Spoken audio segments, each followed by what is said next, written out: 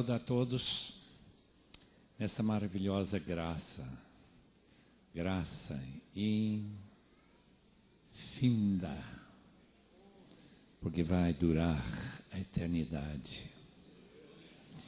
Deus já falou aos irmãos, e a minha questão diante do Senhor é: será que Ele tem mais algo a dizer? 32 anos atrás, neste mesmo mês, eu estive em Lausanne, naquele congresso já de grande fama.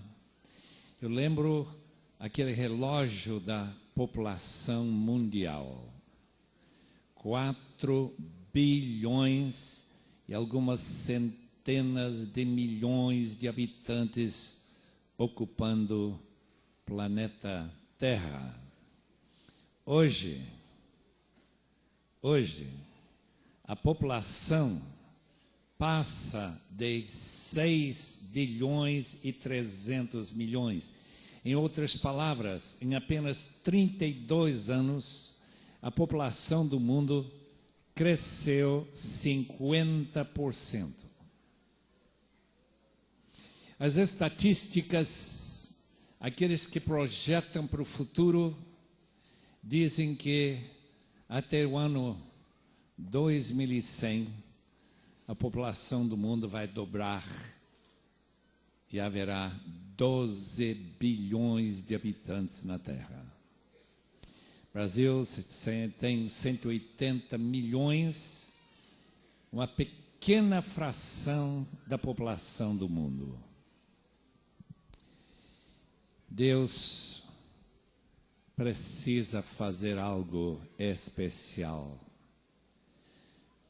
para atender à necessidade de uma população que cresce constantemente.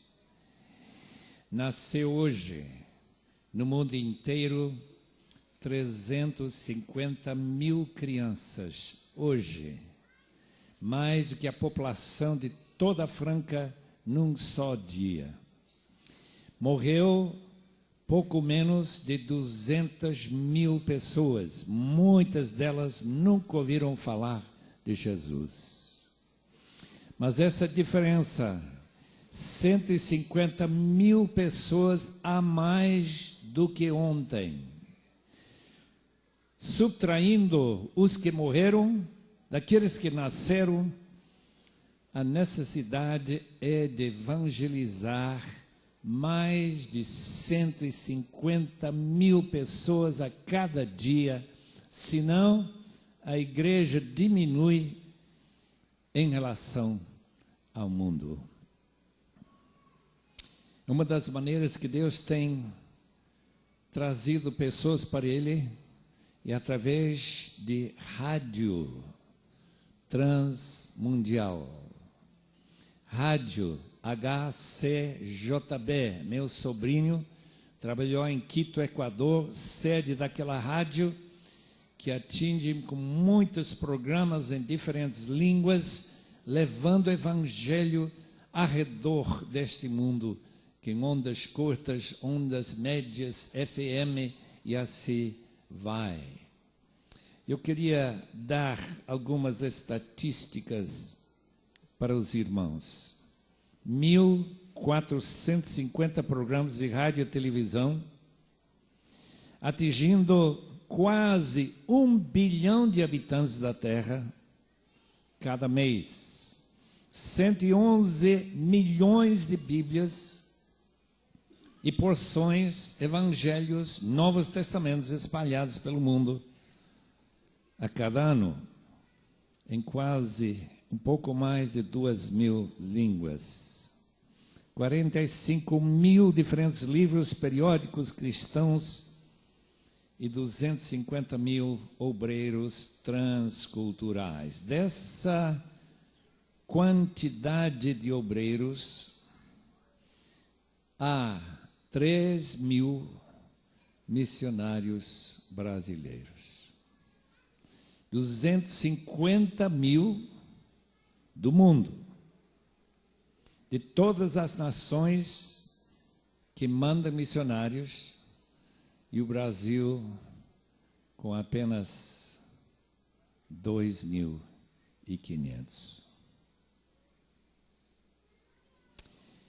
É algo que dói o coração, porque de todos os países, além da América do Norte, o Brasil tem maior potencial, tem mais gente para mandar, tem mais dinheiro para sustentar, mas não se interessou ainda. Eu quero tentar nesta noite ler um trecho da palavra para explicar este fenômeno de desinteresse, enviar pessoas para fora do país. Nós acabamos de ouvir um irmão brasileiro em Moçambique. Glória a Deus. Moçambique é uma pequenina parte deste mundo e seus bilhões de habitantes. Abrem suas Bíblias novamente em capítulo 5 de segunda carta aos Coríntios. Capítulo 5 da carta de Paulo aos Coríntios. Eu quero ler do versículo 6 até o versículo 15. Portanto, temos sempre confiança, nunca perdemos a confiança, e sabemos que enquanto estamos no corpo, estamos longe do Senhor, porque vivemos por fé e não pelo que vemos. Temos, pois, confiança e preferimos estar ausente do corpo e habitar com o Senhor. Por isso temos o propósito de lhe agradar, quer estejamos no corpo, quer o deixemos, isto é, morrendo fisicamente.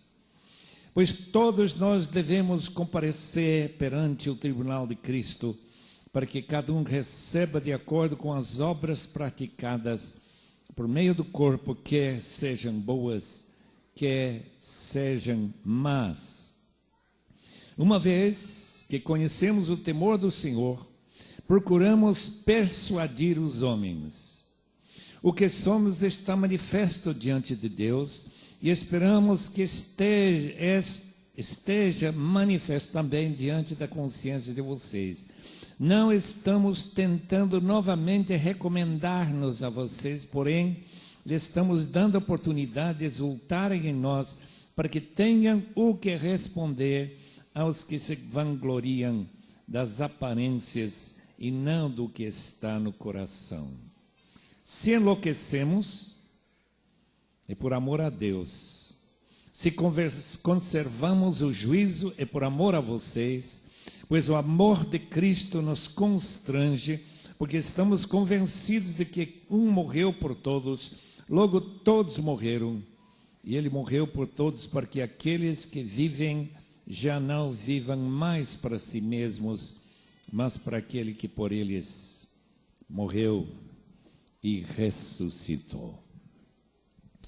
Eu gostaria de orar junto com os amados irmãos mais uma vez. Será que Deus ouvirá esta oração? Tem dois requisitos, duas exigências lá no céu para uma oração ser ouvida. Primeira, que seja oferecida por pessoas justas e com fé. E segundo, que a gente queira a resposta. Se nós não queremos a resposta, Deus não manda. Mas se nós queremos nesta noite que Deus fale, eu quero que você vá para tal lugar do mundo, tal como ele chamou Adoniram Judson para o sul da Índia e depois mandou para a Birmânia, tal como ele fez e nesses grandes avivamentos do passado. Amados irmãos, se Deus quer mudar essa situação do Brasil, de dar apenas R$1,30 por crente para missões transculturais, se isso vai mudar, vai ser resposta à oração. Portanto, vamos orar. E vamos orar que, se Deus quer começar uma obra tremenda nesse país, missionária, que Ele comece em Franca. Oh Deus, muito obrigado pela multidão dos teus filhos que congregaram aqui esta noite. Estão ansiosos para ouvir a tua voz, querem saber tua vontade, e eu creio que alguns, talvez muitos, estão dispostos a fazer a tua vontade.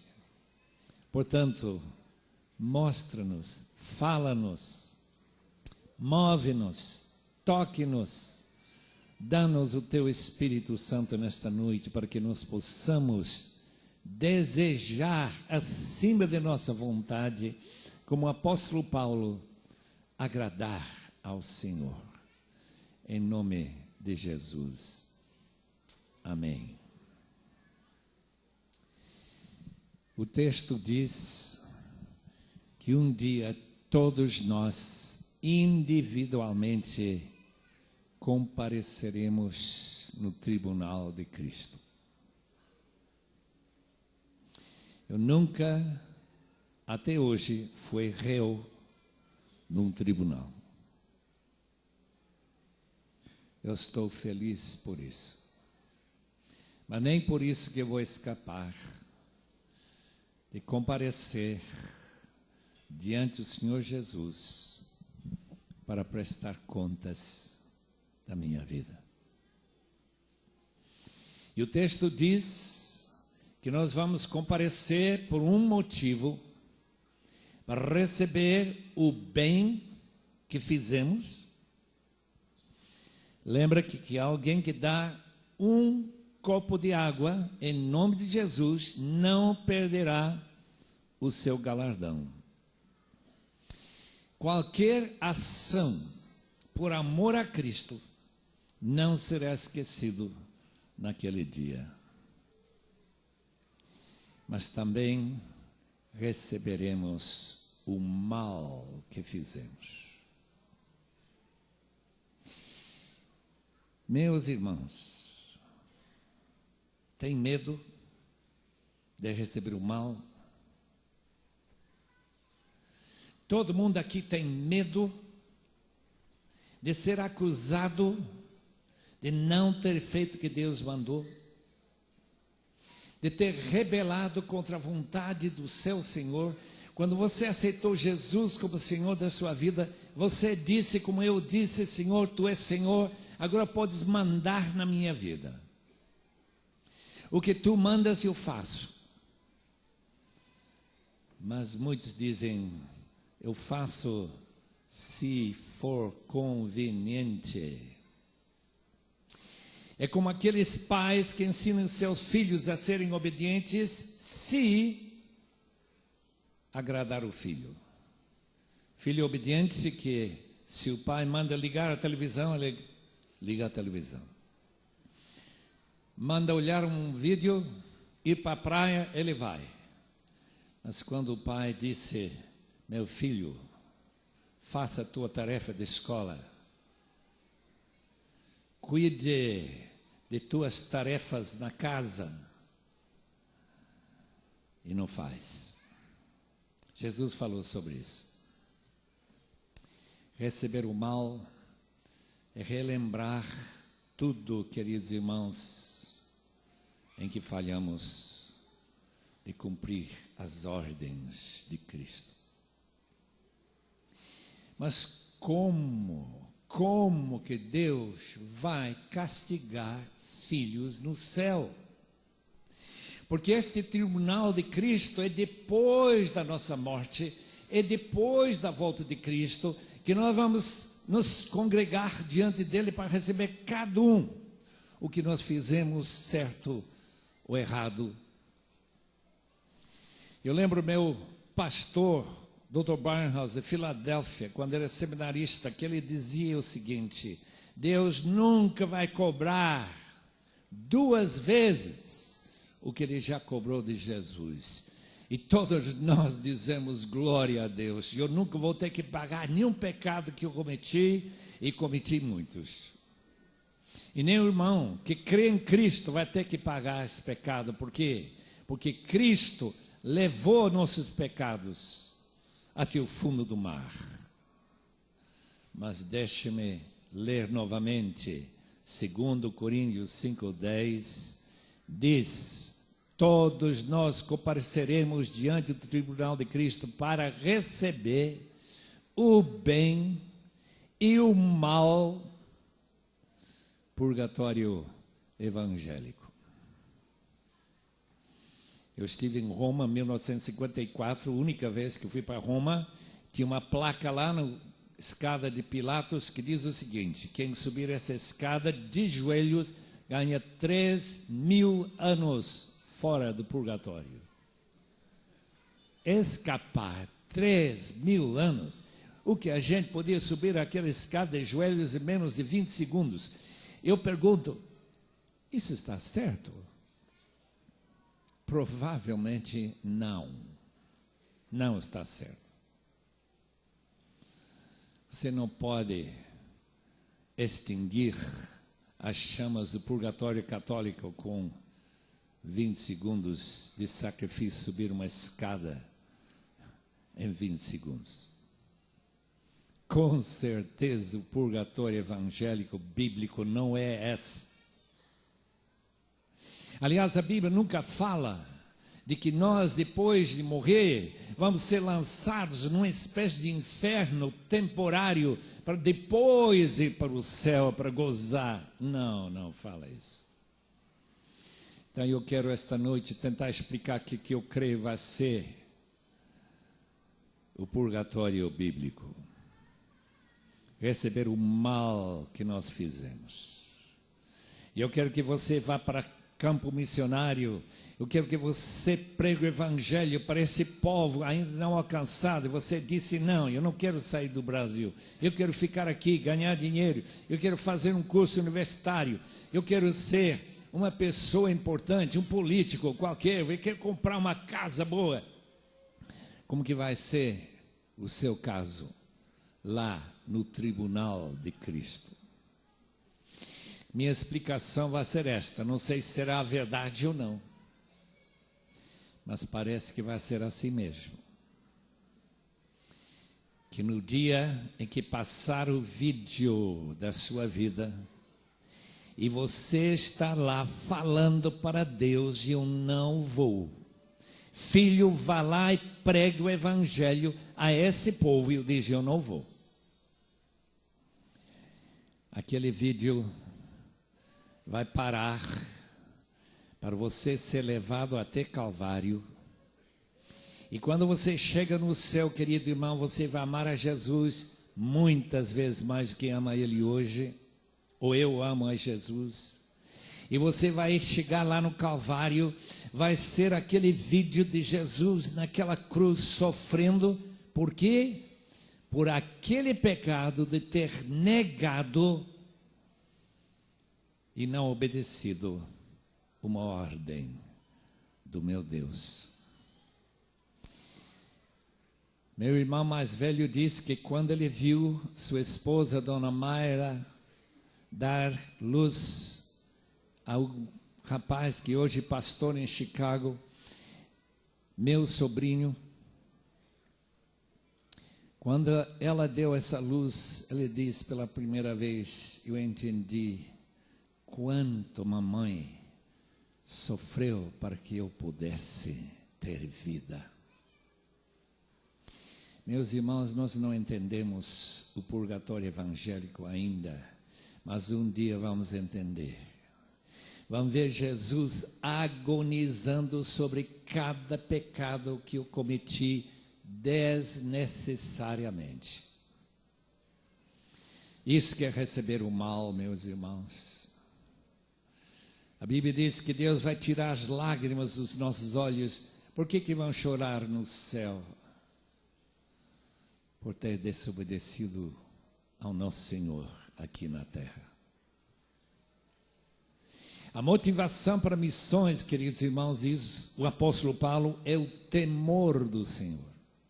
O temor do Senhor é porque Ele foi condenado em meu lugar. Eu não posso aguentar a ideia de ter que ver Jesus sofrer em meu lugar por um pecado que eu não precisava nunca cometer. Número 2, versículo 14.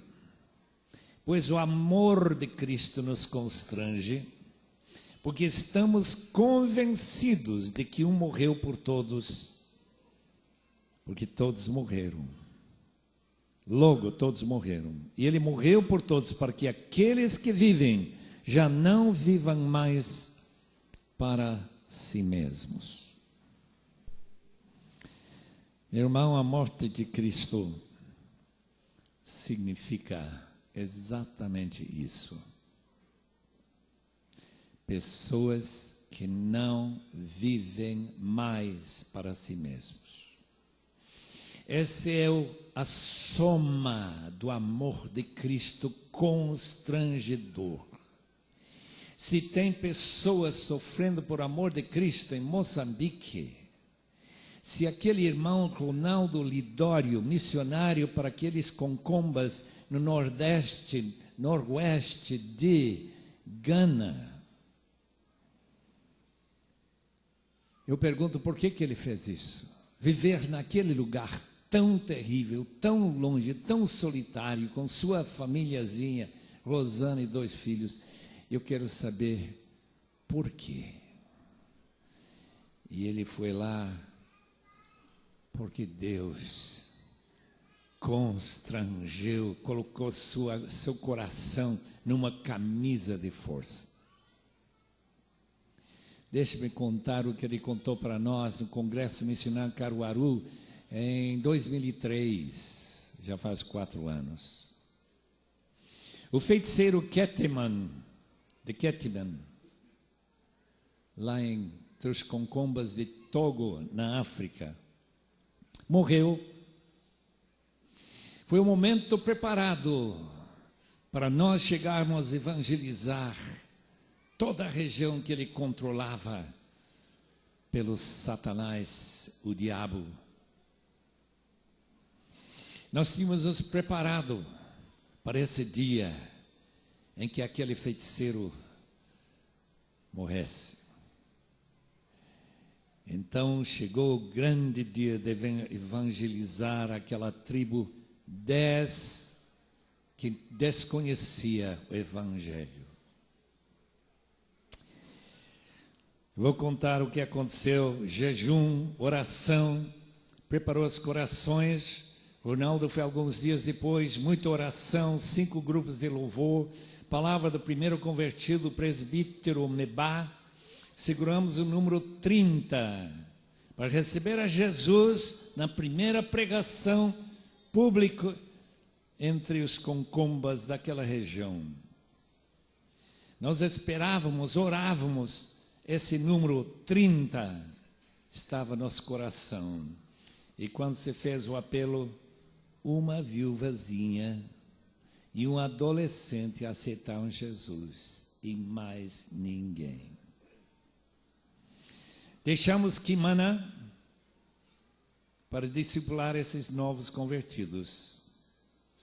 Uns dias depois apareceu Kimana.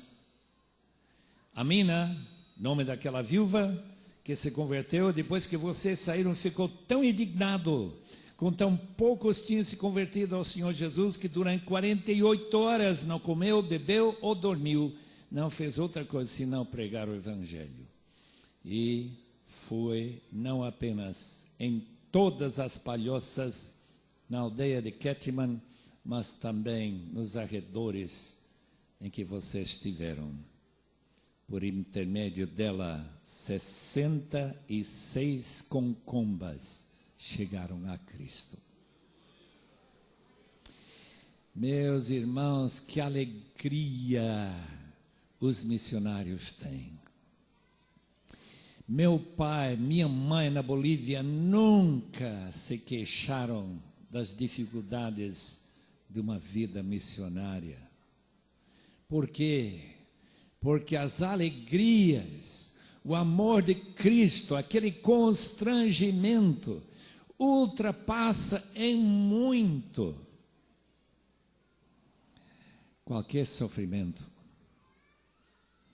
Por isso que Paulo diz, o amor de Cristo nos constrange.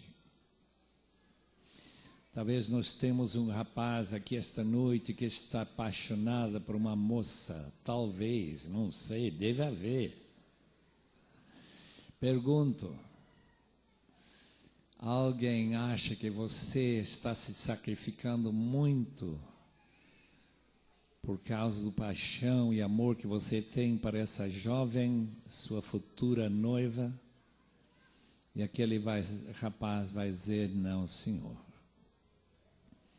O amor por ela me constrange, que eu sinto absoluto prazer em fazer o que eu faço, por amor àquela moça. Meus irmãos, a única razão que o Brasil tem tão poucos missionários, 1 para cada 10 mil crentes, a razão é muito simples. O amor não está constrangindo. O amor não está apertando os corações. A gente não está apaixonado pelo Senhor. E o resultado é, ficamos por aqui mesmo. Ficamos por aqui mesmo. Houve uma época em que grandes números de missionários saíram da Inglaterra. Hoje, Londres tem mais muçulmanos do que evangélicos, e eu fico a chorar. O que Deus tem que fazer? Tem que mandar um avivamento. O Edward Orr, que foi o grande cabeça sobre avivamentos, escreveu vários livros sobre os avivamentos históricos. Ele disse que quando há um avivamento, espera um movimento genuíno, missionário a seguir. Que aconteceu, por exemplo, no dia 13 de agosto de 1727, naquele condado de Saxônia, na Alemanha, 280 anos atrás, mais ou menos.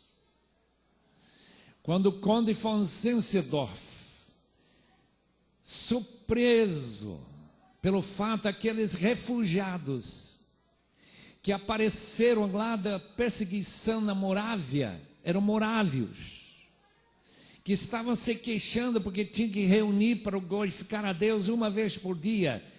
E quando naquele dia 13 de agosto de 1727 caiu o poder de Deus sobre aquele povo, eles queriam 3 reuniões por dia. Começou a reunião de oração que durou 100 anos, e Deus começou a mandar missionários para todos os cantos do mundo, através daquele grupinho, pessoas sem sustento, pessoas que não tinham nada senão amor pelo Senhor. Eu lembro especialmente de 2 jovens, um pouco mais de 20 anos, foram a pé até chegar em Hamburgo, onde eles contrataram um navio, trabalharam para ganhar sua passagem, chegaram no Caribe, ao norte do Brasil, e se escravizaram, se venderam para trabalhar nos canivais. Para quê? Falar de Jesus para os negros, escravos. Durante a vida de Conde von Zinzendorf, saíram 236 missionários de um grupo de poucas centenas de morávios. E Deus honrou aquele trabalho, queridos irmãos, de maneira que, através dos morávios, João Wesley se converteu. em Londres, em 1738, mês de maio. John Wesley, pelo toque do Espírito Santo na sua vida, no primeiro dia de 1739, andou a cavalo 400.000 quilômetros. E com essa pregação, o país foi transformado. E daí começaram a sair missionários por todos os cantos do mundo. William Carey passou por um grande avivamento em Sutcliffe, na Inglaterra. Saiu primeiro batista para chegar na Índia. E Deus usou a vida daquele irmão para começar uma onda de missionários chegando nas colônias ao sul, do hemisfério sul. 1858, o grande avivamento chegou e sacudiu a América. Quem que está surgindo naquela época? Hudson Taylor. Meu irmão mais velho se chama Hudson por causa desse jovem médico que Deus colocou constrangido o seu coração para ele pregar para os chineses no interior da China. E o resultado foi: Deus me dá 1000 missionários, sustenta 1000 missionários para entrar no interior da China. E durante o fim daquele século, queridos irmãos, século 18 e 19, muitas cidades do interior da China que nunca tinham ouvido nada de Jesus se converteram a Jesus. Quando os comunistas chegaram a expulsar os missionários em 1949, 57, 58 anos atrás, quando eles chegaram lá, quantos crentes havia na China toda? 800.000 crentes, 800.000. Quantos irmãos estão na China hoje? Netos, bisnetos, trisnetos daqueles crentes perseguidos pelos comunistas, milhares mortos. Ninguém tem uma ideia quando nossos irmãos morreram na China. Mas Deus estava fazendo um tremendo trabalho de evangelização por causa de um homem chamado Hudson Taylor, que foi avivado pelo poder de Deus para dizer: Senhor, eu nunca vou pedir dinheiro de ninguém, só vou pedir que tu envies obreiros para o interior da China. Hoje a China tem mais ou menos 80 milhões de crentes, 1000 vezes mais do que em 1949. Cada dia que passa, mais ou menos 20.000, 25.000 chineses aceitam nosso maravilhoso Senhor. Os irmãos não têm uma ideia o que Deus podia fazer se Ele mandar um avivamento nesse país. Eu não preciso contar o que já mencionei: Daniel Berg, Gustav Wingen, o avivamento da Rua Azusa, 1906. 101 anos atrás, o Espírito caiu sobre aquela igrejinha e saíram de lá para começar a evangelizar e chegaram aqui no Brasil, 1910, 11 por aí. E agora, quantos milhões de assembleanos, quantas igrejas que foram se dividindo, separando, evangelizando de vários outros grupos, todos por causa de um avivamento na Rua Azusa, Los Angeles, Califórnia. 1950, 7 de fevereiro, eu estava sentado na galeria, mais ou menos 900 jovens daquela faculdade de Wheaton, e o pastor Ed ofereceu o microfone para qualquer pessoa que quisesse dar um testemunho. Uma moça veio: eu quero falar. Quando ela terminou de falar, apareceu mais um aluno e disse: eu quero falar também. Eu quero contar o que Deus está fazendo na minha vida. Daí começa a fazer uma fila cada vez maior.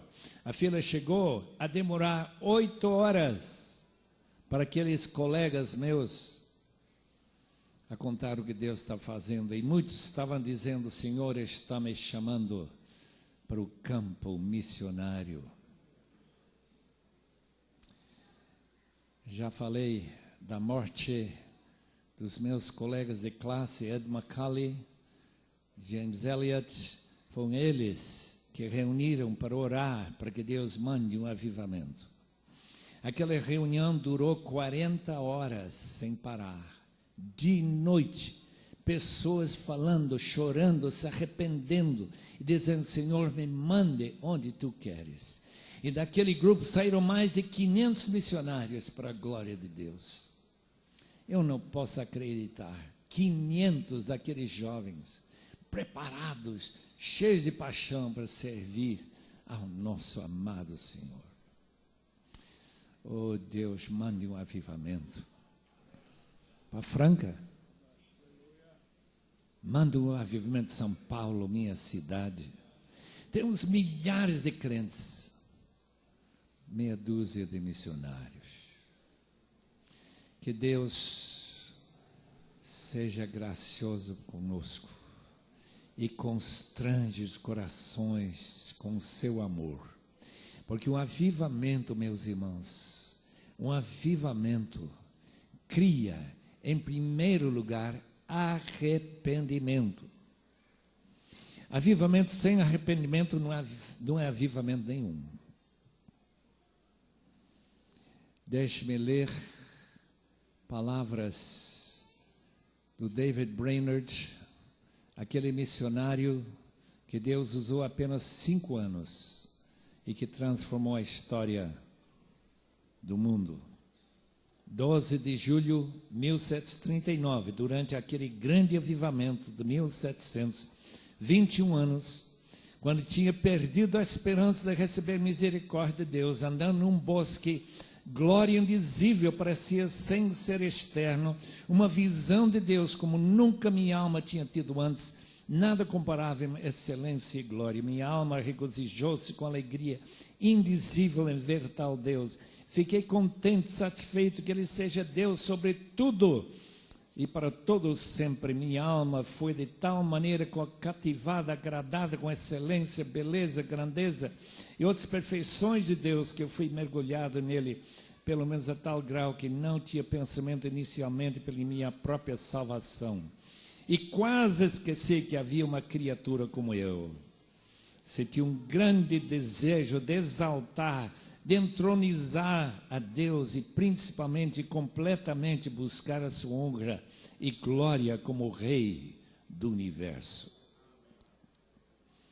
Morreu com 29 anos. Depois de ganhar 130 índios para a glória de Deus. Mas não sem afetar milhares e milhares de missionários do mundo inteiro.